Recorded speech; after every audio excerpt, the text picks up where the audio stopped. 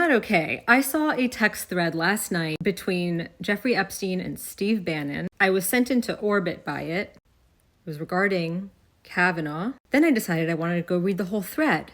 And now I'm feeling a little bit like this. Because, oh God, my eyes twitching. The absurdity of it all. I haven't even synthesized my thoughts, feelings, and emotions yet. We're gonna work this out together. But I'm feeling a lot like Steve Bannon and Jeffrey Epstein were playing the board game Risk in real life as if nothing was fucking real. And here we are.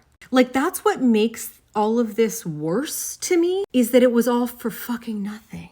It was all to serve the egos of some little weirdos. One hideous troll who wanted world domination, and one hideous troll who wanted to just be useful to everyone, to be a broker of power. Epstein is the second one. I'm gonna start with the thing that piqued my interest. I need to get Botox. This shit's going to fucking age me. These text messages ran from July 1st, 2018 to July 10th, okay? Donald Trump nominated Kavanaugh on July 9th, 2018.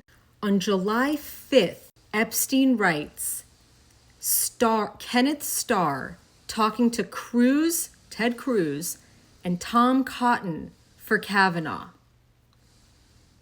Bannon says, that's huge.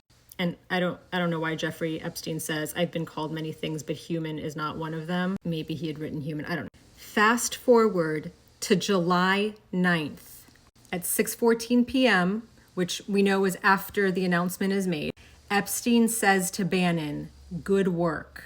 Bannon says, trust the process. Bannon then says, Ken Starr says the guy is brilliant, correct? Epstein says, reliable. Then he says, Chevron decision. Bannon licks his lips, I imagine, and says, let's go deconstruct. Epstein says, bye-bye administrative state, followed up with, if Chevron were overturned and Gorsuch voted to overturn it, such a decision would overrule a case which had its origins in an administrative ruling made by his own mother. What does that mean? Gorsuch's mother was the administrator of the Environmental Protection Agency under Reagan, and she laid the groundwork for what ultimately became Chevron deference. Bannon says, pretty epic, huh? Epstein says, yes. This is just a game. This is a game to them. This is just a game to them. Everything that sucks in your life right now can be traced to Citizens United and the overturning of Chevron deference. That's oversimplifying it, because really I think that everything can be traced back to Reagan. But if we're talking about Supreme Court decisions, the decision to overturn was 6-3. 3 of the 6 justices were appointed by Donald Trump: Gorsuch, Kavanaugh, and Amy Coney Barrett. I'm going to get into that in one fucking second. I just want to summarize their texts a little bit more first. That happens, pretty epic, and then they just move on to the next thing. If you stay, Epstein says, if you stay in town, he means, Ken Starr with me, staying with him, Wednesday and Thursday, New York. Oh, sorry, that was right before this exchange. But they move right on. Pretty epic, yes. And then Epstein sends him a link to a New York Times article that says that the former driver of Trump sues him for overtime wages. It's usually the driver that squeals. Squeals about what? Matt Calamari mentioned, always a good thing. And then it kind of trails off and ends. But then let's go back to a couple days earlier. Epstein says that he's probably going to go to the conference, the UNGA conference, but he'll be at the New Mexico ranch before and after. You and Miss Miller are welcome to come. Who's Miss Miller? Miss Miller is currently on hiatus. Epstein says, I'm sure you have a deep bench. This goes back to him just kind of dealing in influence, kissing ass. You're sure that Steve Bannon has a deep bench? And he says, exact opposite. That's why she's back on the bench. Women are a total distraction. Be very fucking for real, Steve Bannon. We are in this position. Listen, maybe the male loneliness epidemic is our problem. Maybe we do need to do something about it, because that's what I'm getting from all of this.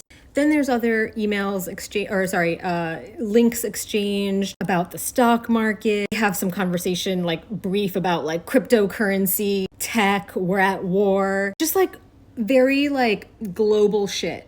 But then that brings me back to this, which, by the way, this is why we know that it's Bannon that he's talking to. Epstein says, Kurtz wants to meet you, the Austrian foreign minister, the right-wing political leader, who in 2019 was prosecuted for corruption charges and convicted. Bannon says, I want to meet him. Epstein says, he said he has been busy with the EU, ready to meet. Bannon says, great.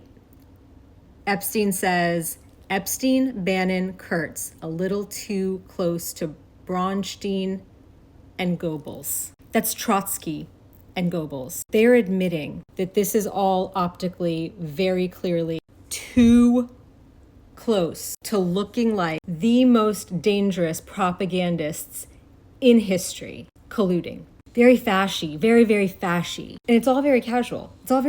Cavalier, I should say. And that's when we get to the first comment about Kenneth Starr talking to Cruz and Cotton. Administrative, I want to say autonomy, but not really autonomy, has been a big sticking point for Bannon for a very long time. And for the right for a very long time. Chevron deference was the thing that gave administrative agencies, like the EPA, OSHA, the FDA, the SEC, the FTC, it gave them the power to interpret the laws that Congress had made. But Congress doesn't know the ins and outs of every industry. They don't write very thorough laws. And so it was the administrative agencies that are entrusted with interpreting the laws when there is a question of like, well, what are we supposed to do in this situation? And if their interpretation is reasonable, then that's what it is. But this cuts into the bottom line of corporations. Hey, we want to be able to poison your food. And I think that I should go in front of a partisan judge to decide that for me. An administrative body shouldn't be able to do that. Hey,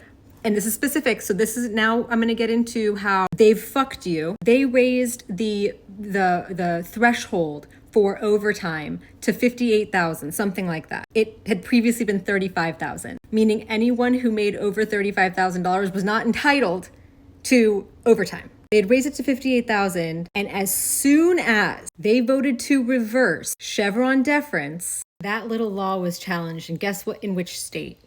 This guy's state, Texas. This guy gave an opening fucking statement for Kavanaugh at his confirmation hearings. And the next thing you know, is OSHA. I don't know, man. All these rules and regulations and these safety protocols are really expensive.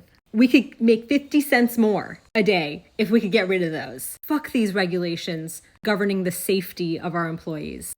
Reversed. Another example is the Water Safety Act, I want to say. What do we need that for? What we really need is more development on the water. What do you mean you're going to severely restrict our ability to enslave people by way of non-competes?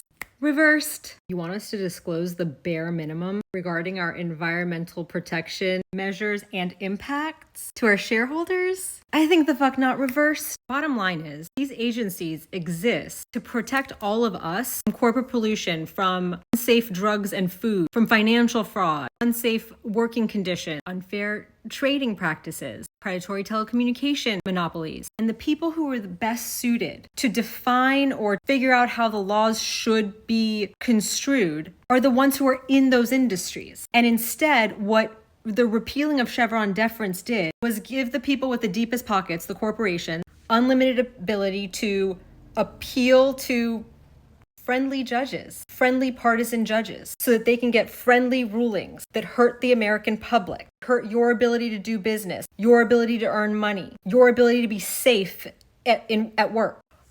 They had capped late fees for credit cards at $8. Guess what else they repealed as soon as this was reversed? You're back up to $35 to $50 for a late fee. And all of this was part of Bannon's bigger scheme to cut red tape. Easier to own the politicians, all of the agents wielding power to accomplish the things he wanted to accomplish. There's too much red tape when these agencies are involved. And this was literally all just part of a game, a power game. He had this vision of like global domination, and he was step by step weakening every guardrail we had, protecting us from unlimited power. These were lonely boys, wanted to feel powerful. That's it.